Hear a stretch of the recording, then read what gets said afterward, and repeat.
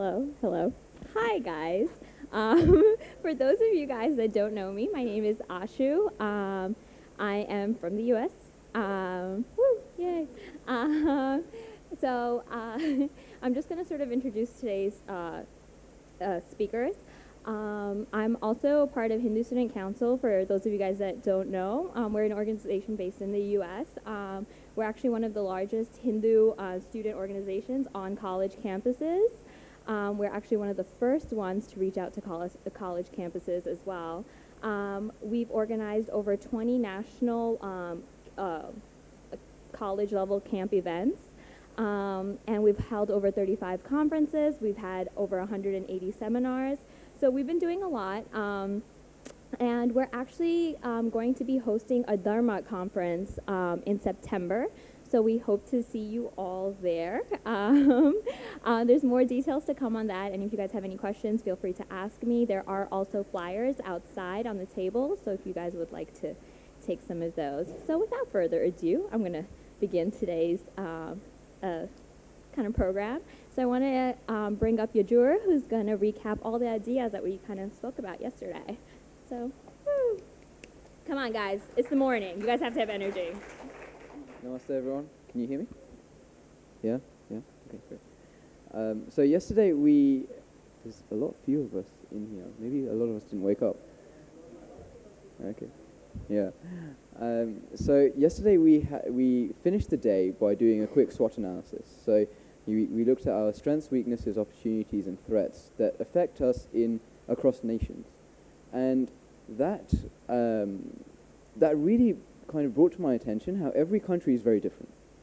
And this morning, I was looking through all the different SWOT analysis that I got, and I just got a couple just now. Thanks, Rishabh. And I found it quite difficult to be able to summarize all of that. I have basically 5 to 10 minutes to summarize everything that we did, and I'm finding it quite difficult. But some of the key areas, so across nations, it became very clear that we're very good at studying, right? We are. We're very well educated across nations. And then things start to differ. In more developed countries, population-wise, we're probably about 2%. That seemed to be the recurring theme. And then in, I suppose, less Western countries, that number rose very, very steeply, from 8.5% to 50% onwards. And so there's a clear difference in having whether you have a minority population or a majority population, and the attitudes with which you tackle the situations in each country. Beyond that, economically, so I think it became clear that even though we're very, very well educated, in a lot of countries that doesn't often translate to economic power. So whilst I live in the UK, and for us that isn't so much a situation, I recognize that across nations that is. And so maybe one of the things that we will talk about later on today is how do we deal with that? Other situations, I think across nations, we found that Hindus find it very difficult to politically engage. And there aren't very many nations. I mean, New Zealand, Australia, those kind of nations seem to be an exception. You guys can disagree with me if you want. But it certainly seemed to be an exception. And across the majority of nations, we find it relatively difficult to engage politically. In minority, in Asian countries, or less Western countries, there seems to be a lot of persecution of Hindus. In particular, Bangladesh, Thailand, places like that. There seems to be persecution. So these are issues that these countries are also facing. Now, that was a very quick summary. Unfortunately, I don't want to go through everything that was written down. There are a lot of points, and hopefully that kind of just quickly jogged your memory of what we talked about yesterday. But what we're going to do now is, if you look to your left, there's a small table where Nitikaji is there, and there are some. They're not sticky notes. It's just regular paper. But if you can, you have 2 minutes. There's some pens there. I want you to think of, basically do your homework now, right? as everything student-wise, lastminute.com. Let's write down one idea. And I want you to really think about it. I know you only have 2 minutes, but hopefully you've had all night to think about it. I know those of us that were having conversations, that was all we were talking about. But let's write down one thing that we feel that as nations, right, we're gathered here as 23 nations together, what should we be striving for? What should we collectively work towards before the next World Hindu Congress? And it's what Pritika actually asked me to say. And what do we, so that we can monitor this centrally, make sure that we can facilitate the discussion around it, so that by next World Hindu Congress, we've moved towards it. What are your thoughts? What do you think needs to be achieved by in 4 years? You have 2 minutes. Go. There's paper there. You can get up. Go. Go, guys. All right, how are you guys feeling now? Awake? Awake? Woo! Yeah, awake. All right, everyone clap. All right, awake. Okay. So you guys are going to have to clap again in just one moment. So today's session, we're going to be talking about the Hindu Youth Campaign against human rights violations. And I'd like to introduce Lisa Bansali. She is the coordinator of Hindu Students and Youth Network in Bharat. Lisa is an entrepreneur and runs 110 vocational training centers by the name of HP Institutes since 2010. She has been a youth leader and has been a founding member of many nonprofits and non-governmental organizations as well. She has represented Bharat on many national and international platforms. So give it up for Lisa. Thank you, everyone. Well, that was a little overboard. I'm not really that nice, and I'm not so active, maybe. But yes, as the session goes for human rights, I wanted to begin with a brief introduction. You know, we all are born with some ideas that we are young and we know we want this is our right, freedom of speech, and all that is inscribed in our constitution. But not really everyone goes it. So I would want you to understand a definition of human rights, which are moral principles or norms that describe certain standards of human behavior, which are regularly protected and are legally enshrined in a national or international law.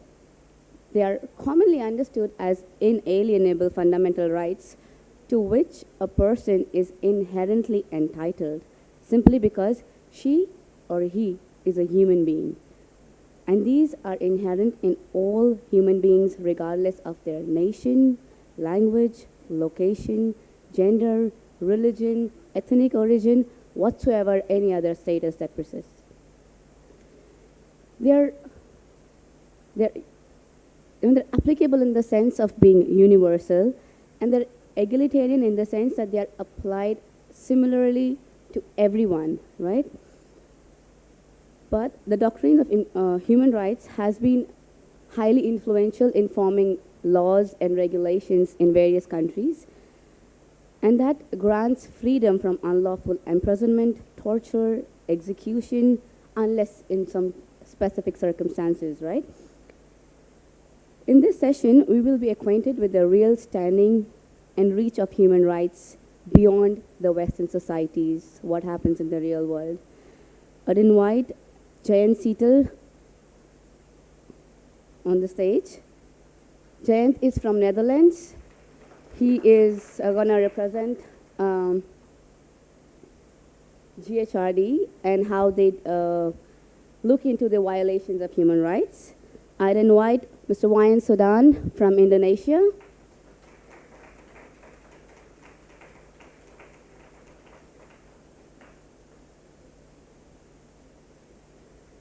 Wayan Sudan would give, he's a chairperson of Hindu Youth Indonesia, and he would bring up a topic on human rights violation of Hindus in Indonesia.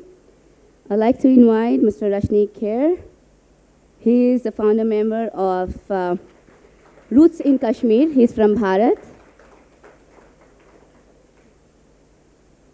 I'd like to invite Mr. Shilpi Tiwari. He's from Bharat. He'll be talking about Yazdi and violation of human rights for Yazdis. Jayan Seetal will provide a deep dive into violation of human rights and how GHRD deals with it. Thank you, Jayan. Namaskar, everyone. Hope you're all with me this morning. I know it's early, but we're going to talk about a serious topic. I just want to ask an easy question, and I know all the answer actually, but I still need to ask this question. Who is proud to be a Hindu? Please raise your hand. Okay, some people go really slow. I hope that's because you're tired and not because you're not proud. But the point is, there are millions of people in this world who are actually proud to be a Hindu, but the fact that they're Hindu makes their life so hard. And I am proud to be a Hindu, but sometimes I'm not proud on Hindus because we let other Hindus suffer in this world and do nothing about it. And that's what we're going to talk about today. I represent here GHRD, of which I'm an active volunteer, and GHRD stands for Global Human Rights Defense. We're an office based in the Netherlands, and we fight for human rights. We fight for Hindu minorities especially because those are the people in this world who are facing so many hardships just because of the fact that they're born in this world in certain places and born as a Hindu. Our ways of working are actually very easy. Our areas of operation are in South Asia because that's actually demographically the places where most Hindus are located. And we are active in countries where violation of human rights are really serious. I'm talking about the worst cases of violations you can ever imagine, actually. We will come back of that later. Our target group are, as I said, minorities, religious minorities, not only Hindus, but also Buddhists and Jains and even Christians, because in human rights you cannot make exceptions for other religions. It's our duty as Hindus to not only save Hindus, but our fellow humans.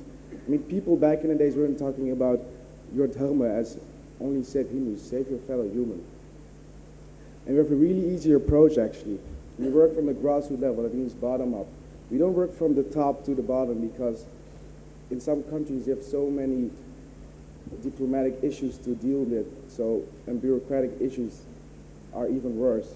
So we work from people on the grassroots level and work up to fix the problem in that way.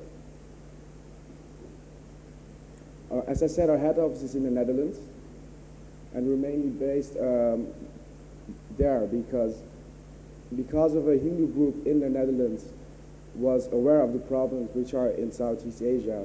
We decided to, if someone here is not going to do it, then we have to do it. Well, it is nice to know that The Hague is also the peace capital of the world, so that's a good thing as well. But actually it's ridiculous that we should all work not only from the Netherlands but all over the world to save Hindus. The areas which we're active in are, like, as I said, Southeast Asia, Pakistan, Nepal, Bangladesh, India.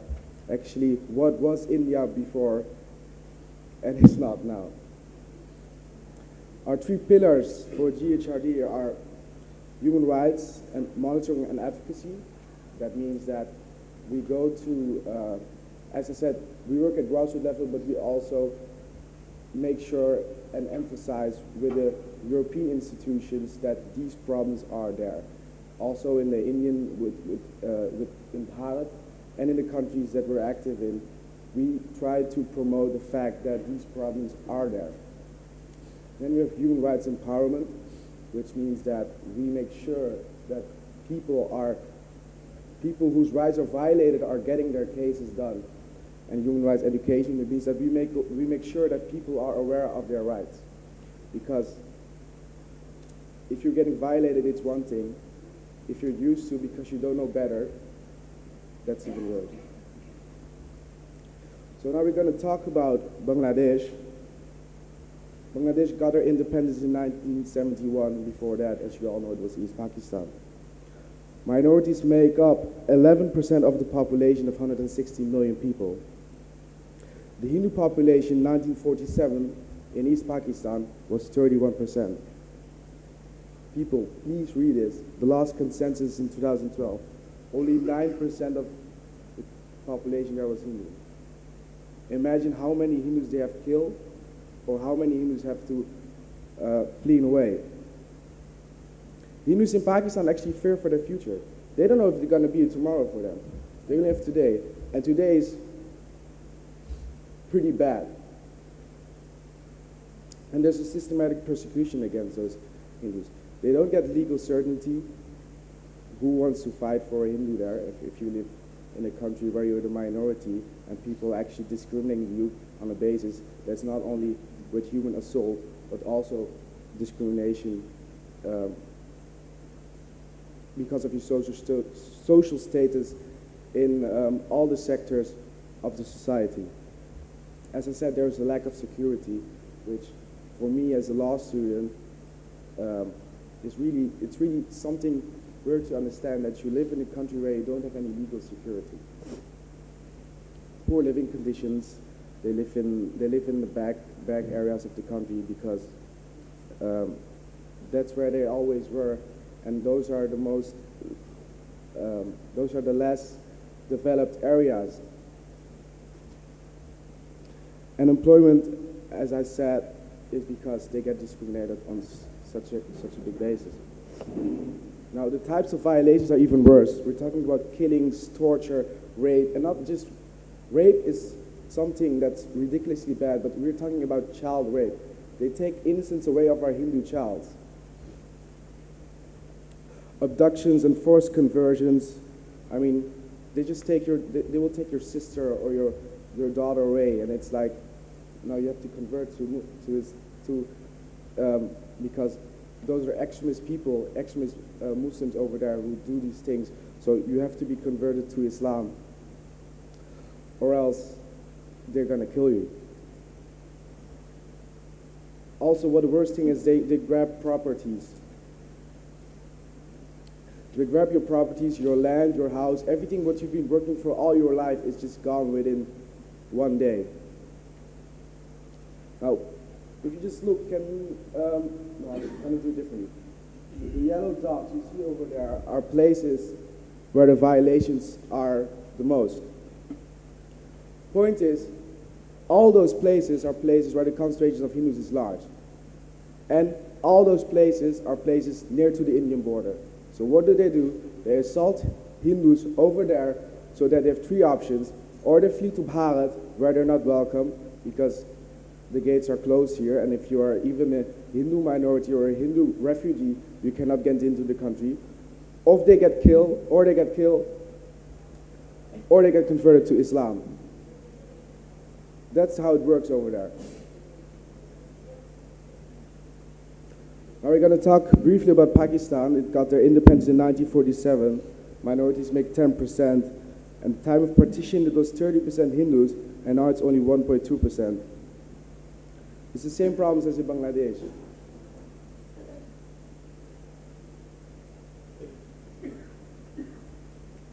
Actually, I want to talk about the issues which are slightly different, but I'm just going to talk about a case right now. In October, a 12-year-old Hindu girl, Kajal Bil, got kidnapped. Who knows about this? I see three people. Three people of all the Hindus over here. And I'm not blaming you, please don't get me wrong. Three people of all the Hindus here know what's wrong in those countries. A 12-year-old sister of us, because I consider her as my sister because she's a Hindu as well, she got abducted by people and was forced to convert. 2 days ago, there was a session in court. And you know what the court ruled? We cannot decide if they couldn't decide if she was 12, so she did a medical report, and they decided that she was 17. Although their parents have a birth certificate of her, they neglected that fact. Apparently, Kajal forgot how old she was, and she wants to stay with her abductor. And the third most worst part is that they're going to apply Sharia law on that case. Is someone realizing what's happening over here? You know what also is very bad? Our aid doesn't reach the people who need it because we either don't know it or we just don't care about it. While there are other lobbies, other religious lobbies, like the Christian lobby, their aid reaches the people in need. And that's why people convert to other religions as well.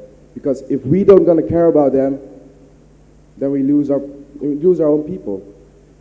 And I would probably do the same thing if it would be over there.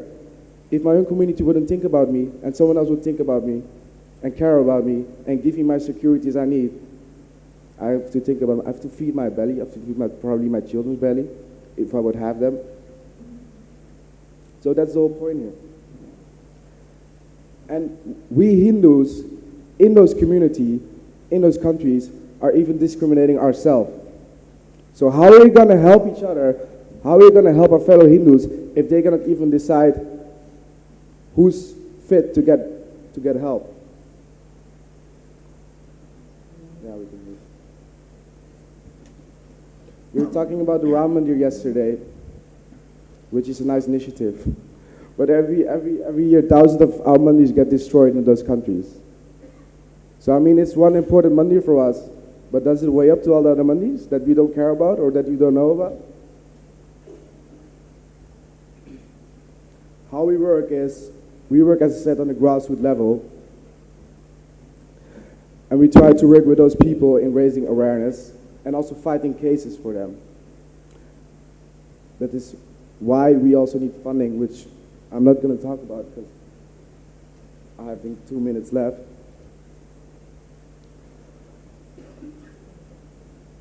I just want to ask you one thing. Give me 1 minute. I'm just going to ask you one thing. Who wants to fight with me to help these people? Because, you know, I'm certain that Krishna, but every one of you has a Gandiv. And your Gandiv is your bow, and your bow is your special quality in which you excel in. And the quiver you have with arrows, your arrows are your efforts. So I'm going to ask you all to pick up your Gandiv bow and shoot your efforts towards helping these people. Please be with me, guys, because if we're not going to do it, no one's going to do it, and they're going to die in the situation they are right now. And the ways you can help us really easy. Just support us with Facebook. Just keep the information that we have in our circles, or if not, I mean, spread it. Spread all the information. You can even help us with funding. You can help us with, if you really think that you want to make a change in society, you can come and get an internship with us. Read our newsletters and mobilize yourself in this country because it's happening in your backyards here. I'm so far away in the Netherlands and it's happening so close of you. So mobilize yourself and make sure that these things don't happen ever again. Thank you very much. Thank you, Jayant. We really need to instill the pride in us. We are Hindus, and no other Hindu brother, sister, or another family should suffer because we are in a capable position. We have to ensure their safety. We are Hindus, we are one family. Thank you for the beautiful message, and now I would invite Mr. Wayan Sudan from Indonesia to present his view on human rights violation against Hindus in an Islamic country. Namaste. Om Swastiastu. I'm from Indonesia. Will describe about human rights Hindu in Indonesia. First, I will start from this Indonesia. I will describe about Indonesia.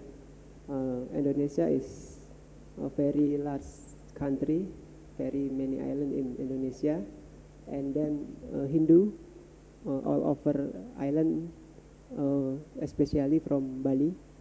80% Hindu in Indonesia from Balinese ethnic, and then Indonesia we have 250 million, and Hindu just 2%.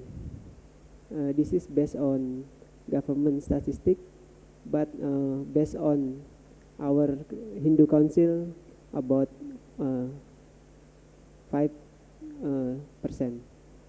And Muslim, we have 80 and 7%, Christian 7%, and Buddha 0.7%. We are minority in Indonesia, and we live in Muslim largest country. So many problem we have, not in Bali but in other island in Indonesia. In Bali we have all people are Hindu. In Bali we have 3 million people, and about 80% are Hindu. So no problem we live in Bali, but the other island we have a problem. And then for the Hindu people, we have a problem in practice, and we believe that will continue to others people in Bali. But in Indonesia we have more countries motto, countries symbol is Hindu. Like this, our symbol, our philosophy in Indonesia, Garuda Pancasila. We call it Garuda Pancasila. It's a philosophy, our country, and it's from Hindu philosophy. We are in society, we call it Pancasila. We have 5 basic to we live in Indonesia. We have in society like Panca. We have Panca like 5, and Sila basic. This about gods, believe in one God, just God. So we have in Indonesia we call it God is Brahman, Sang Yang Widiwasa, just one God. It's different in we live in Barat in India. We have Brahma, Vishnu, Shiva, and others, but in Indonesia we call it just one, Sang Yang Widiwasa. It's about regulation from government. We just have one God. And then the second is about humanity, and the third about Indonesia unity of Indonesia, and 4 about democracy, and 5 about social justice. This is basic. We live in Indonesia, and all this basic from Hindu philosophy, I think. And then Indonesia motto is Bhinneka Tunggal Ika. It's from Hindu too. Bhinneka Tunggal Ika Tanhana Dharma Mangrua is mean different in one, not ambiguous. Is from the Tantular, Empu Tantular in Java. This is our motto, our symbol for country. This is Hindu philosophy. The motto is the basic for our society in Muslim, Christian, Buddhist, and Hindu. And then this is our new president and vice president, Mr. Joko Widodo and Yusuf Kala. I hope in new president we can better life about interfaith dialogue and religion for Hindu. And then in Indonesia we have three problem about human rights. The first is about omission, less fulfillment, and government official practice. The first is about non-inaction about government, like Islamic group to Hindu community outside Bali. And then last fulfillment about the budget.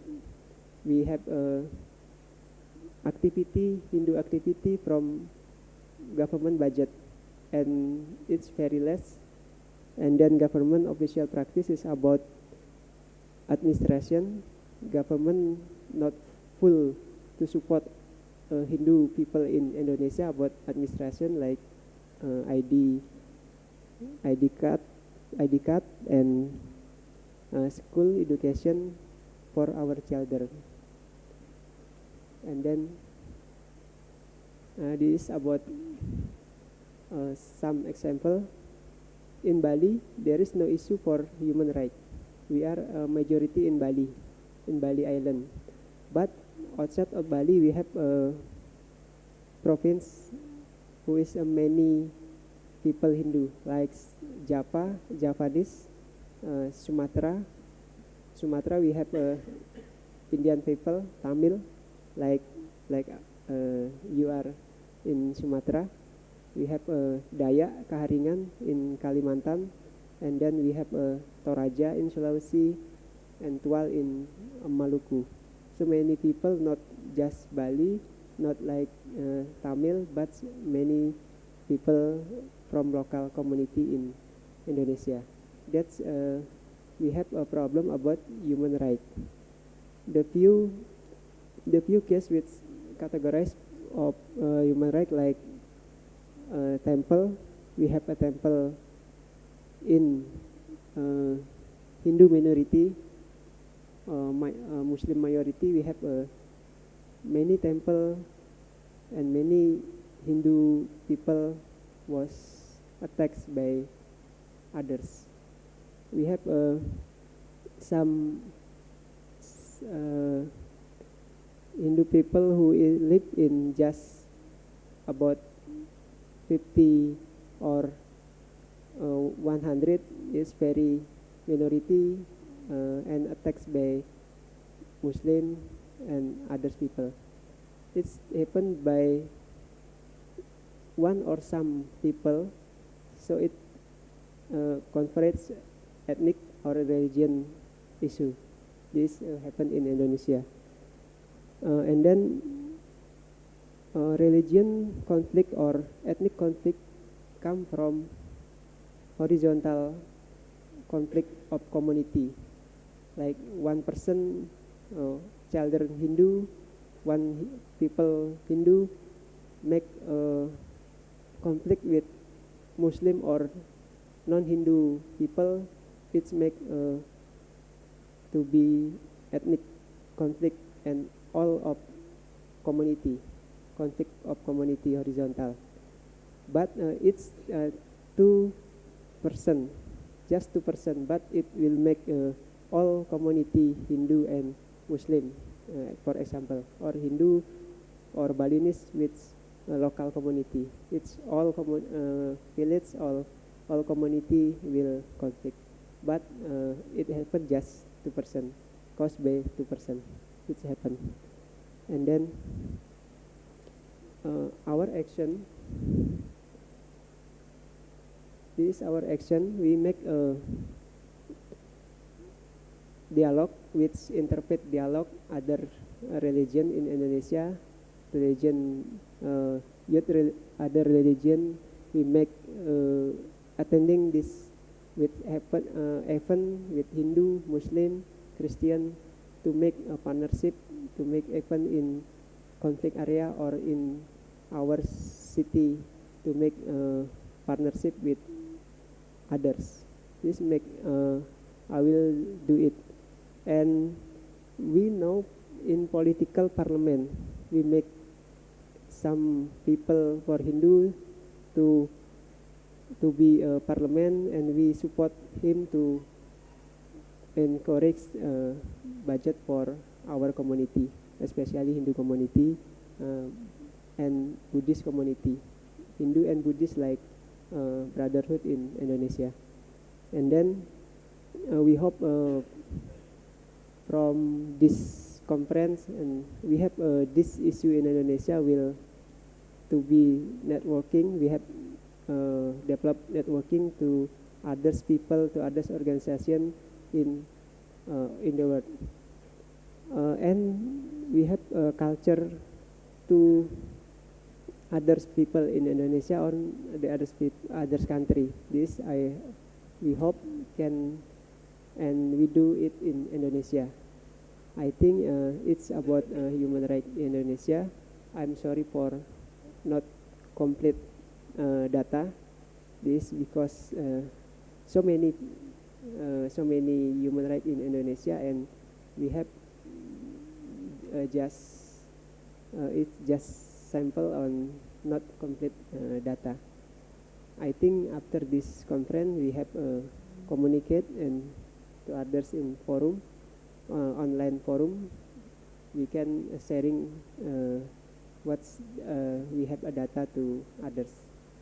I think enough, and thank you for this conference. Okay. Thank you, Wine, for finishing it in time.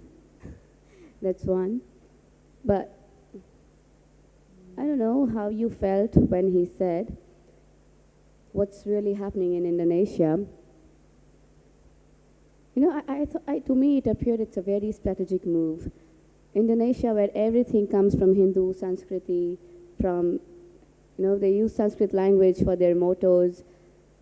They had our gods on their currency, and strategically they shrink, and wherever they become a majority, it's the government that tells us who is your god.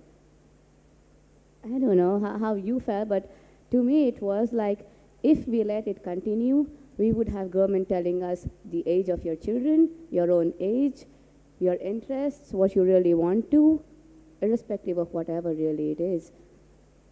What are we doing for it? I suggest whosoever thinks anything, please make a note of it for the general discussion. I think this is very, very serious. Thank you, Wayan. I now invite Mr. Rashneek Kher. He has been in Kashmir, and I hope everybody knows what happened with Kashmiri Pandits there. Everyone knows it?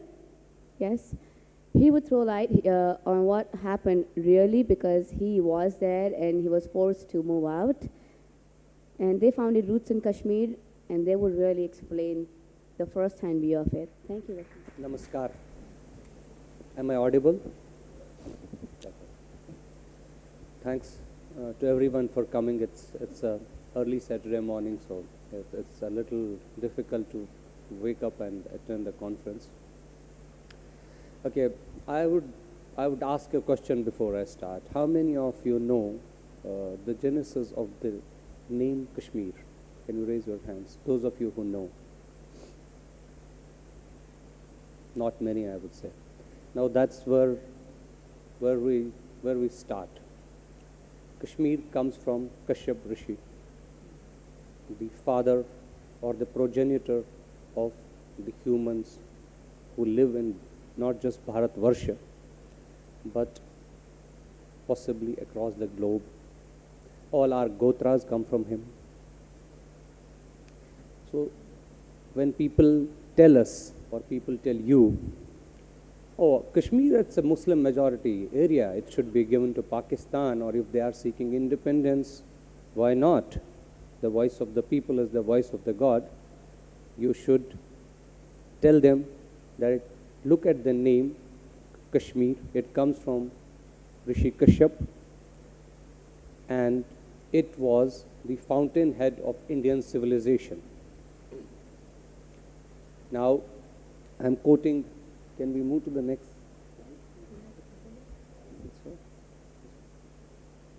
I'm quoting Ved Kumari Ghai. Ved Kumari Ghai is a Sanskrit scholar, and she says, and I read it, if we take away the contribution of Kashmir from Sanskrit, little else remains. So that should kind of let us know who we are. In essence, we are all Kashmiris, because we all stem from Kashyap Rishis. All our gotras come from Kashmir. So I would not go into great details, but I can say with pride, and I feel that pride of my generations of forefathers who lived in Kashmir before us, that it was us, it was Kalhana who gave us our first written history in Indian subcontinent. It was Bilhan who wrote those beautiful poems of love which have now been framed into paintings which is called Chor Panchashika. It was Sharangadev who went from Kashmir to South India, and the classical Carnatic music that we all learn with pride comes from Kashmir. I can say with pride that the greatest scholars of Buddhism, it may seem like an oxymoron to you today, but the greatest scholars of Buddhism came from Kashmir. Kumarji, Nagarjuna, the second Buddhist council was held in Kashmir. So please feel proud of the lineage of which we are, because I essentially said we are all Kashmiris. The second Buddha, Guru Rinpoche, or Padma Sambhava as we call him, the Lotus Sutra was written in Kashmir, and Guru Rinpoche was himself a Kashmiri. All Chi murals come from Kashmir. So Kashmir in an essence lives in all of us in our everyday life. Even today, when in South India, Brahmins stand and pray, they face north and say, Namaste Sharada Devi Kashmir Purbhasini. So we are essentially, the goddess is Kashmiri in origin, so that is where we come from. I think that should be enough for this particular slide. Now, this genocide has been, a continuous process in Kashmir for almost 800 years now. And since the first Muslim rulers landed in Kashmir, we have faced it. There have been 7 exoduses of Kashmiri Pandits in Kashmir. Those would be, it would be going into too much of detail. But if you read the text, and I ask you, I request you that you read texts, especially texts written by Muslim scholars themselves, because they feel pride in destroying the civilizational ethos of India, because Al-Biruni writes in his book, India, he says there are only 2 places where Hinduism in essence exists, either in Varanasi or in Kashmir. So it was a strategic plan even then to destroy the very essence of what Hinduism stands for, and that is how all these 7 exoduses of Kashmiri Pandits took place. I would leave you with this thought, and I would request you that you read books like Baharistan-e-Shahi, you read books like Tuhfat al-Ahbab, so that you know the kind of barbarianism that was unleashed on Kashmiris, and that is how a lot of people kept moving from Kashmir, and a lot of Saraswat Brahmins traced their lineage back to Kashmir. Now we come to 1989-90. Now all this that had happened prior to 1989, from 1300 to 1989, happened in time of Muslim rulers. It happened when there was no government, there was no constitution, there was no civil society, there were no human rights bodies. But what happened in 1989 happened shamefully, and I say shamefully, in a plural India which feels pride in its civilization, in its multiculturalism, in its multi-religious society, which feels pride of its constitution and its democratic institutions. Yet this poster that you see, I translated it because you couldn't read Urdu. It says, Musalman jago, Musalmano jago, kafiro bago, jihad aa gaya hai, which means Muslims wake up, kafirs, which means Hindus in this case, run away, because jihad is coming to the door next to you. So they pasted posters on our walls, on our doors, asking us to either convert, flee, or be prepared to get killed. This happened in India in 1989. I'll go through this. It may be a little longer, ma'am, so you will have to allow me a couple of minutes more. Prominent Kashmiri Pandits were targeted. They started killing them one by one. And then on October 4, 1989, suddenly one day, thousands of people came into Lal Chowk, and Lal Chowk is the central area of Srinagar. Incidentally, I'll come back to Srinagar one more time, maybe later. Thousands of people came into Lal Chowk, and the slogans were very clearly anti-India, but more so anti-Hindu. They wanted us to leave. They did not want us to live there. There was this concerted effort to put fear into the minds of Kashmiri Hindus, And let me tell you, we were not living in a ghetto. We were not living in one place. Kashmiri Hindus, even you could find the farthest village from Srinagar and you could find a Kashmiri Pandit living there. So it was very easy to target. We were like sitting ducks. From my own village, we were just 5 Kashmiri Pandit families among 1,000 Kashmiri Muslim families, and many of them had already acquired guns by then. So Hizbul Mujahideen in a newspaper issued a threat. The newspaper is called Al Safa. It said Kashmiri Pandits should leave within 24 hours. And in order to make their point, they killed a man called M.L. Ban, not very far from my village. Farooqullah, incidentally, when his son today appears on television and gives us sermons about democracy and pluralism, he ran away. He went to London and appeared only when the Indian forces, the Indian security forces, praise be to them, when they brought back order. And this man came back only after he felt secure. Till that time, he lived in London along with his sons and daughters. I'll come to that fateful night. I was 16, and I remember this night. Generally, what would happen we lived in a village, and evening prayers would be said, and Allahu Akbar would go up in the air, and you would know, okay, the village is going to sleep. But this night was different. There was an Allahu Akbar, and I knew the local Maulvi, a nice, pious man, I would say. And suddenly his voice disappeared, and some very, very, very rustic voice started emerging from the speakers of the mosque, and it had some strange songs playing, one of which I remember, and every time I think of it, it comes back to haunt me. It said, the Russians have disintegrated, the Afghans have won. No, not Afghans, the Muslims have won. It's now the turn of India to leave Kashmir. I wish I could, say it in Kashmiri for you. But then the sloganeering went up, because every lane, every by-lane, every street, every corner of Kashmir was filled with people. And there was Azadi ka matlab kya la illa illallah. I have translated it for you, but I would say it as they came to us. अगर कश्मीर में रहना है अल्लाह अकबर कहना है ए काफिरो ए जालिमो कश्मीर हमारा छोड़ दो. But the worst one that really set us thinking about our presence in Kashmir was, we want Kashmir without Kashmiri Pandit men, but with their women. So they were up to defiling us, they were up to defiling our women.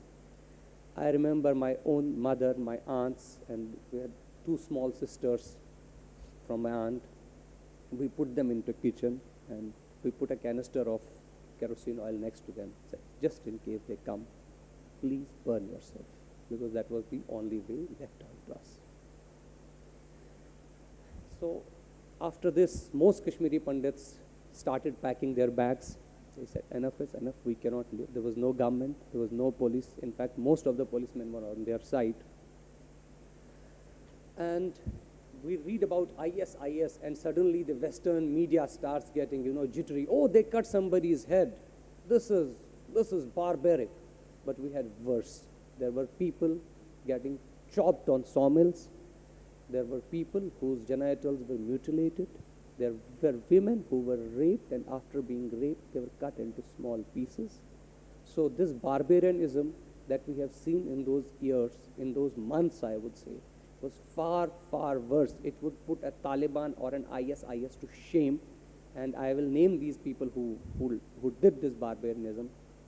But what was strange was, when people tell you, oh, it was militants, a handful of them came from Pakistan. That's not correct, my dear friends. Every Kashmiri Muslim family, every Kashmiri Muslim, I can, except for a handful among those 40-50 lakh Kashmiri Muslims who lived in Kashmir at that point of time, supported this either overtly or covertly. Today they may tell you that we are moderates, we have nothing to do with this, we follow Islam as a way of life. That's all rubbish. That is bullshit. So please get it right. They were all hand in glove. If they weren't killing you, they were making your life miserable.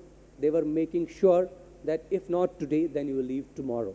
So please get it right. It wasn't a handful of Muslims. It was a mass aggression. It was a mass that was directed towards you. It was the mass of people who wanted you to leave Kashmir. I'll read it, and I hope you can all read it there. However this war may end, we have won the war against you. None of you would be left to bear witness, but even if someone were to survive, the world would not believe him. That is exactly what they wanted to do to us. They wanted to wipe us out in letter and spirit. They wanted to wipe us out, erase us from the memory of Kashmir, so that even if I would stand here and tell you what happened, you wouldn't believe. Say, oh, it never happened. This quote comes from one of the SS soldiers, a Nazi soldier, and he writes about the concentration camps to which also I am coming. Now, as situation stands today, in 1990, most Kashmiri Pandits, I would say 85 to 90% Kashmiri Pandits had fled Valley by June of 1990. Yet, 450 temples were destroyed after that. All Kashmiri Pandit institutions, schools, centers of learning, or social cultural institutions, they were all razed to dust. They were completely destroyed. More than 10,000 Kashmiri Pandit houses were destroyed. So when they give you the Jagmohan theory and tell you, oh, it wasn't us, Jagmohan planned their exodus, because they keep saying this on the internet, they keep saying this on television, please tell them, did Jagmohan burn these 450 temples? Did Jagmohan burn these educational institutions? Did Jagmohan burn 10,000 Kashmiri Pandit houses? And did he encroach temple land? Did he encroach the houses of Kashmiri Pandits in which a lot of you live today? So please be informed, please read about this, because we are short on information. Now this is Kambaleshwar temple in Srinagar. It's in the center of Srinagar. You can see it for yourself. I don't have to even speak about this. This used to have a murti of Radha and Krishna. Okay, so we were forced to move to camps. These camps were in, again, multicultural, multi-plural, India, religious, that, whatever. But these camps had no toilets. These were 10 by 10 tents, because government of India did not want the issue to get internationalized. They did not allow international aid, rightly or wrongly, so I do not know. These camps had no electricity, there was no water, there was no privacy, so much so that the growth rate of Kashmiri Pandits was stymied to 14:1. For every 14 deaths, we had one birth, because there was no privacy in these tents. And people who got married had to live with 3 generations of other people. This is how it looked then. It's not much better now for people who live there, and for 17 long years, 250,000 people lived in these tents. Now, when they say there are still Kashmiri Pandits living back, tell them only 2650, that is the head count of Kashmiri Pandits who are still left in Valley.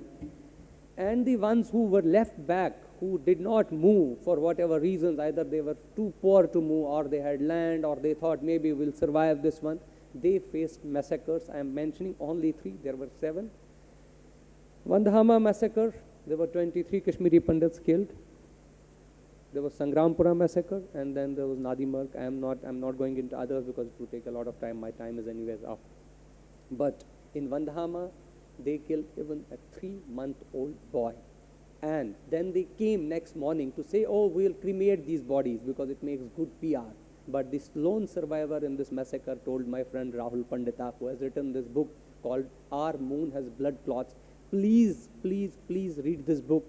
If you don't want to buy it, please borrow it from me. I'll give you a copy.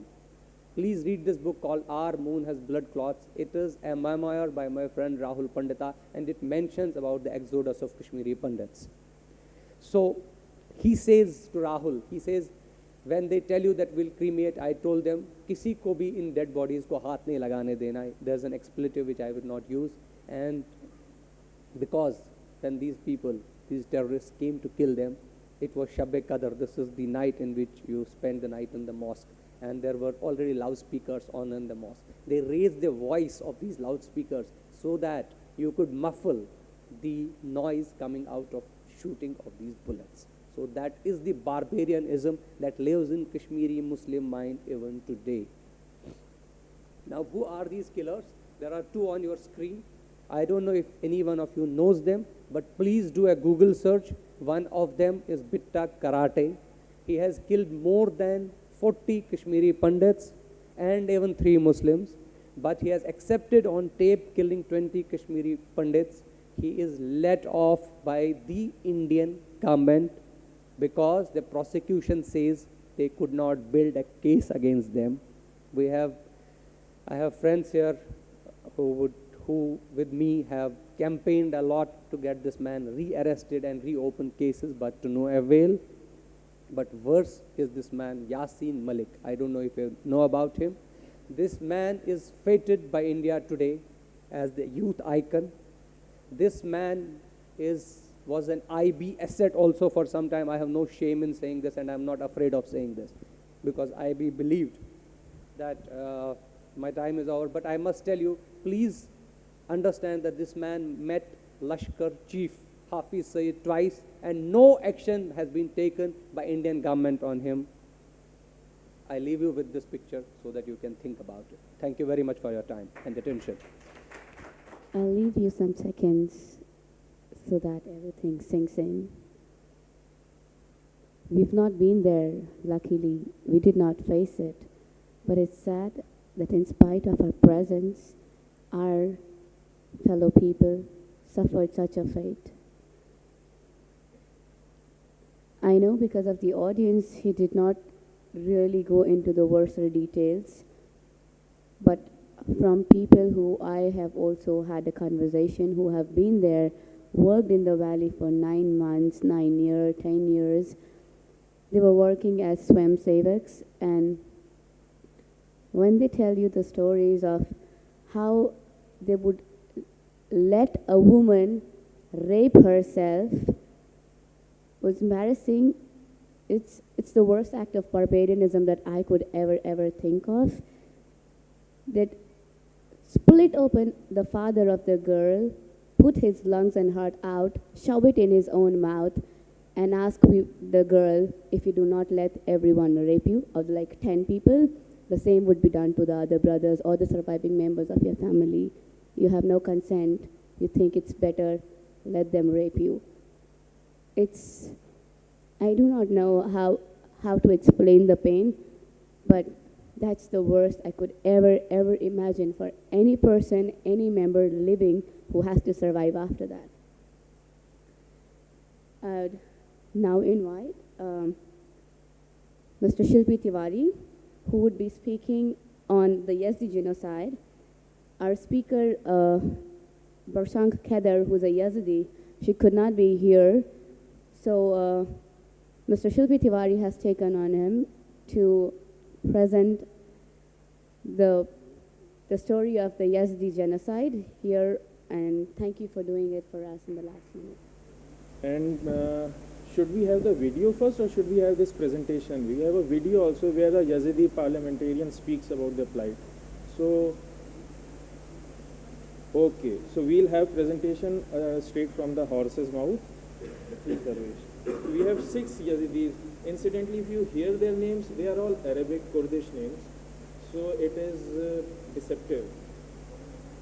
So we'll introduce later on. Or do you want an introduction upfront? We'll talk later on. So he is Darwish. He has come from Mosul. Now Mosul is the capital of ISIS at present, and all the horrific incidents which are taking place are based at Mosul. So he is a Yazidi Hindu. Now there is one confusion. All Hindus, even in Bharat, are confused whether we are Hindus. Some will say we are Arya Samajis, some will say we are Sardar. So there's always a confusion amongst Hindus. So he is a Yazidi. Now after this, what horrific happening hasn't taken place, there has been some inquisitiveness who these people are. And when we dig into their history, their culture and their religious practices, what we see are some stunningly similar Hindu practices. which both of us have prepared. So we can talk in detail later on. So Darvesh, please. Thank you. Thanks for everybody. Thanks for letting me to speak to give explanation about my religion, my community Yazidi. So, Yazidi religion, they are mostly present in Iraq in the Middle East. They are an ancient religion in the Middle East, belong to the calendar of 6,764 years. So, Yazidi also they are present in Syria, or part of Syria, Turkey, Iran, and in ancient they immigrated to Georgia, Armenia, Russia, and now recently they immigrated mostly to Europe country and also in US. Yazidi religion they worship for God and Taus Malak. It says angel of peacock, and here in India they says Morogan. Some places in India they say Krishna, and some I don't know how many names there. Kartikeyan also they say. We are having some links related with India, like we respect for sun and peacock, lighting fires and prayers. So many prayers like morning, afternoon, and at night.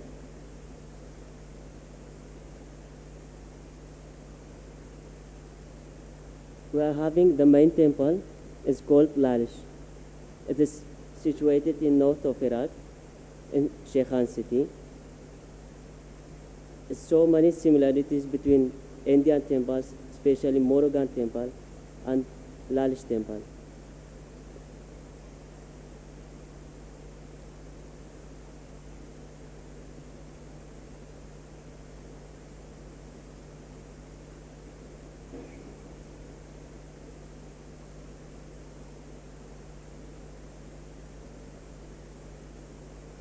This about what similarity between India and Yazidi religion.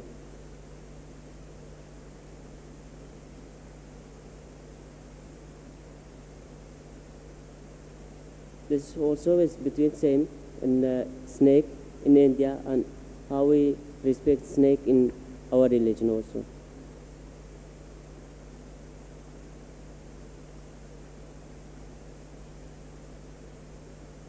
This is our spiritual.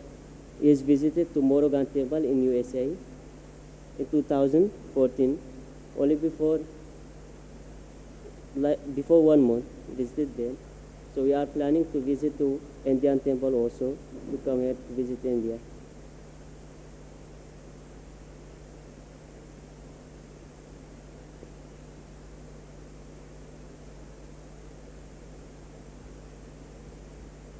Yazidi religion in ancient, they have been massacred in 73 genocides from Ottoman, from Mosul, from surrounded area of Iraq. During that time, they have been killed about hundred of people, and they took girls, kidnapping, raped, and sold as sex slaves.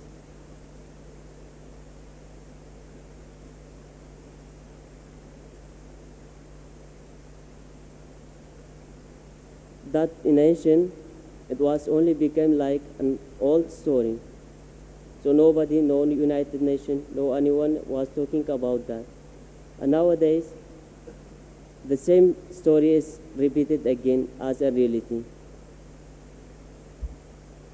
Especially in Sinjar mountain, in Sinjar city, the ISI started to enter our area, and they have been killed about thousands and thousands of people, about more than 5,000 of people. And they kidnapped about more than 300 families, including kids, men, women, and girls. And in another side, they have been kidnapped more than 700 girls, and they sold to other countries as sex slaves. And now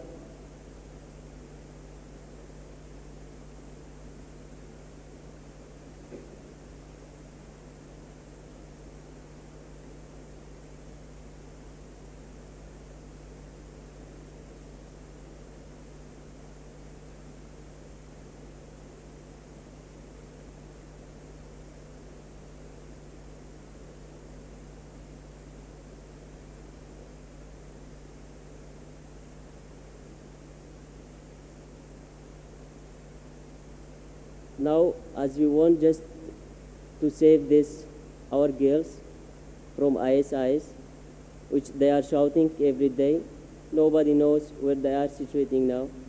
They are only asking to shoot by air strikes, just they preferring the death than the life today. And now the remaining people was remaining from this genocide. They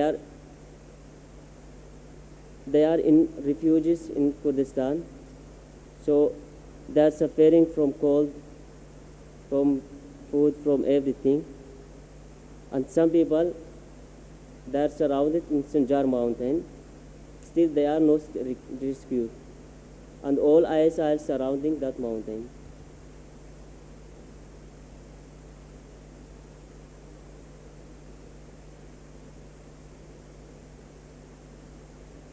This is about Sri Sri Ravi Shankar Guruji. He has visited Yezidian people. He visited our temple, Lalish. So we want to just connect what is reality between India and Yazidi religion.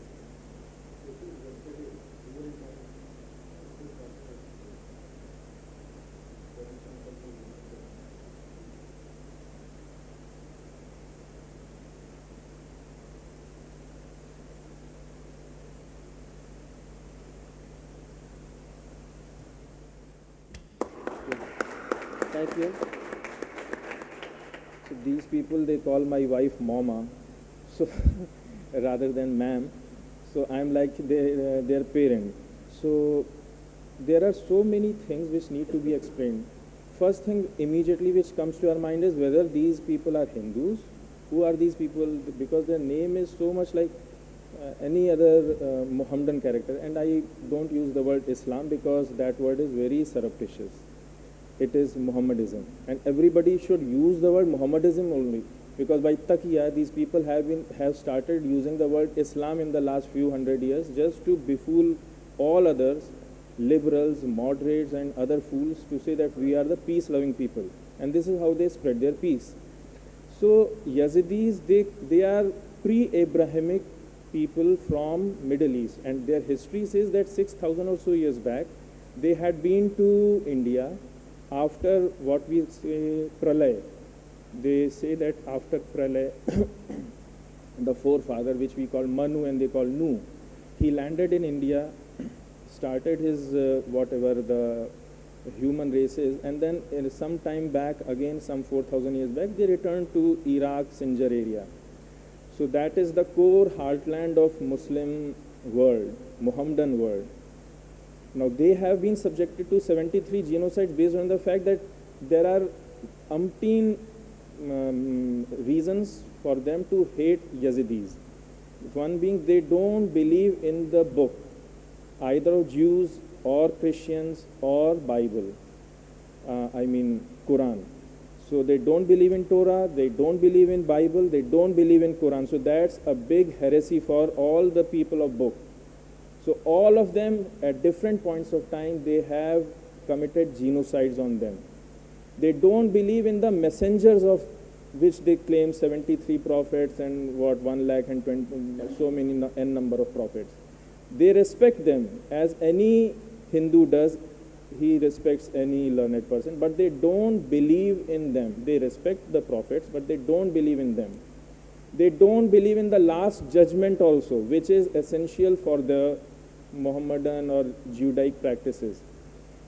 what they say is that after each death, the person reincarnates, which is like any other Hindu faith, like Buddhism, like Vedic faith or Jainism. So there are similarities with Hindus, there are dissimilarities with the people of both, the faithful, the peaceful people. So that's why these genocides are going. Now, when we started working on with these people, there were just superficial similarities. Now, what is the first slide? We won't be able to see that. Okay, the first slide is a peacock. So that peacock angel is the son of God who got angry with God, and then he gave him some. Now this story parallels that of Kartikeya, which we also call Kumar. That he had some. He was angry with Lord Shiva, and then he gave him some region in the south, and he became Lord of the South. So this is a story which parallels Murugan. And this Tos Malik, his vehicle is peacock, and similar to what Kartikeya is. Tos Malik is virgin, I mean unmarried, similar to Kumar. And then they have so many other semblances, such as the importance of snake during the great floods. Even in our Puranic Gathas, we have that during Matsya Avatar, the Sheshnag was used to tie the boat to the horn of that Matsya. So they also believe that a snake appeared and it stabilized the boat by plugging in a hole in that boat.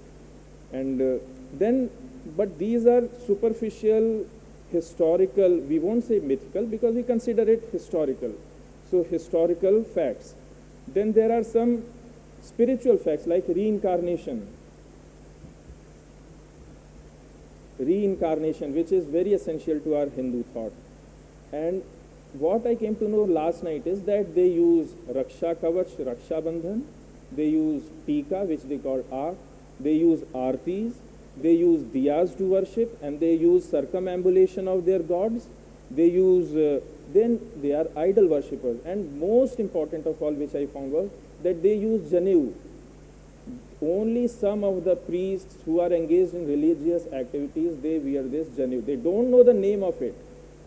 They don't know the name of it, but only some people who are initiated priests, they use Janevu. Now, Upaнаян is something exclusive to Hindu Vedic philosophy, not even Buddhists. Some Jains, they do put in a Janevu, but it is exclusive to Vedic initiation of learning. So this is one very important thing which I came across last night. And then the transmigration of soul, and then formation and taking various bodies after death. So this is all very similarities between. Now, once we have established similarity between these our two communities, what is the way forward? So that is where we have to come forward to shoulder their grief, to help in rehabilitation, in which we already have a young guy with us. So already Hindu organizations have started their work, and then we should research on their history. Now, unfortunate part of it is that they have lost their religious book. They don't have their religious book with them.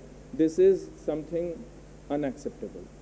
A community which is practicing religion doesn't have its own religious book. And why? Because the Britishers have usurped it. They have kept it in their museum. It is called the Black Book. There is just one Black Book, and the Britishers have gained control on it. And they are not allowing access to that Black Book. Now, suppose one knows about some fact in that Black Book, I think it must be contrary to British interest. That's the only reason which I see. And what will be the British interest? It would be against their Abrahamic faith. That is by deduction. That is what my take is. So this is a short summary of Yazidis, and which we have presented. Now these are 6 students who have come from Bangalore. They are B Pharma students. So we can have a short introduction of them, please.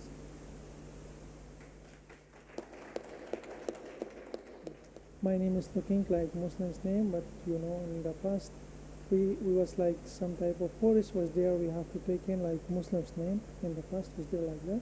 So like yeah, my name is like Muslim's name, but only my name. I am Yazidi. Okay, thank you for everyone. Hello, my name is Isham. Hello, my name is Nishirvan Abdi from Yazidi people.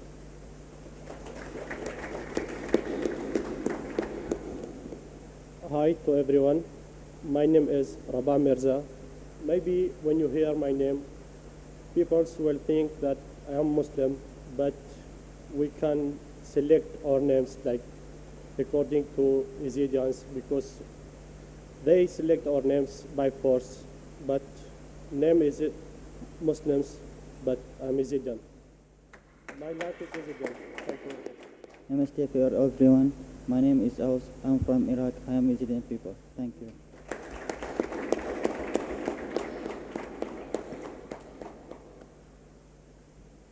Thank you, everyone. We have overboarded the time. We are late for a tea break.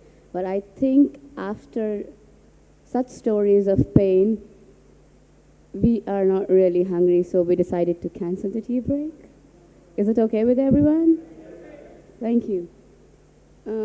We also had a video from the Parliament of Iraq, where the representative of Yazdi, a member of parliament there, had crowded a story for her people. If we could have 3 minutes of silence so that we can sincerely focus on the video. The language spoken here is Iraqi, and I think other than these people here, nobody really understands. So please look onto the screen for subtitles. Can I play the video? Dim the lights.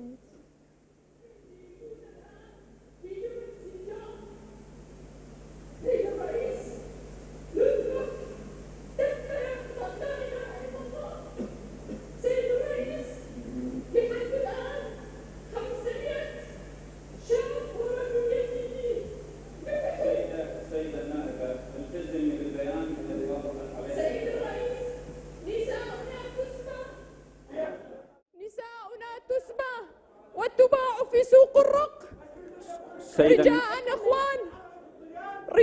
أخوان سيد النائب الآن هناك حملة إبادة جماعية على المكون اليزيدي سيد النائب نعم سيد الرئيس أنا ملتزمة رجاء سيد الرئيس نعم. أهلي يذبحون كما ذبح كل العراقيين ذبح الشيعة والسنة والمسيحيين والتركمان والشبك واليوم يذبح اليزيديين أخوان نحن نريد بعيدا عن كل الخلافات السياسية نريد تضامنا إنسانيا أنا أتكلم هنا باسم الإنسانية انقذونا 48 ساعة 30,000 عائلة محصورة في جبل سنجار بدون ماء بدون أكل يموتون 70 طفل لحد الآن ماتوا من العطش والاختناق 50 شيخ مات من الوضع المتردي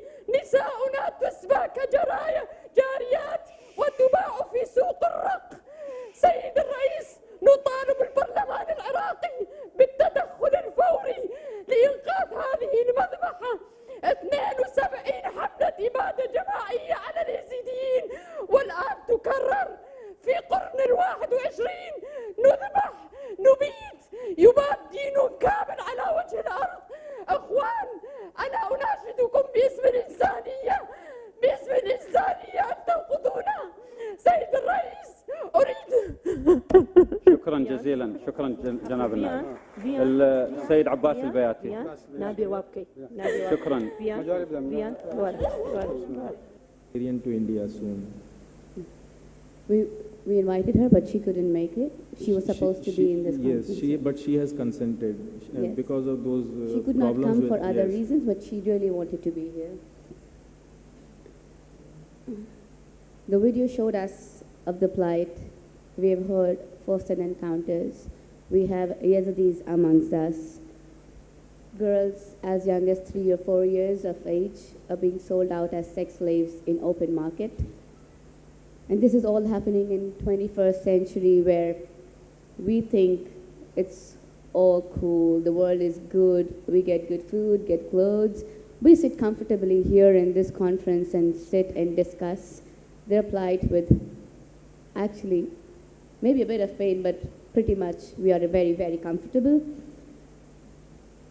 I'm sure nobody agrees that this is fair, but there is no voice for their human rights, which are being violated every day, every hour. It's not just there. Pakistan, Bangladesh, Sri Lanka, ethnic tribes everywhere, Fiji, Malaysia, Roma, Bhutan, Tibet, you name it, and you go and see examples of self-immolations, rapes, barbarian acts every day, and then it's widely propagated by Muslims, ISIS, or I don't know, it's like just a lot of things that just keep happening, and we are not organized to do how to take actions against it, to stop it, to protect ourselves.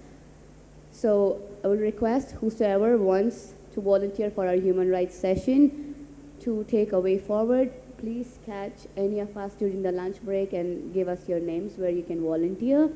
We can discuss our way forward, form a team, maybe have, maybe after the discussion we will work out on what to set up, what framework we should work in so that it becomes an organized action and we can stop such brutalities occurring to any human race. I wouldn't say just Hindus, but any person should not be suffering like this, irrespective of their origin and history.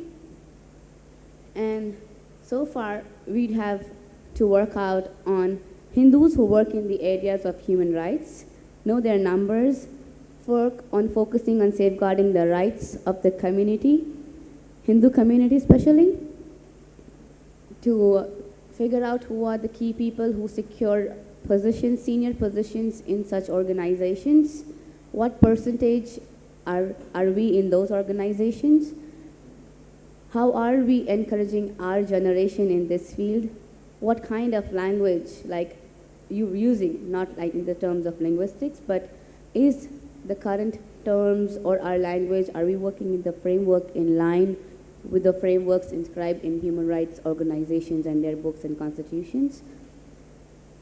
Our panel thinks that it's time that we as young Hindus organize under a common institutional framework and start using modern tools so that we can learn from each other, support each other, and help in mobilizing the masses to protect the violations against human rights in democracy and promote democracy and secularism.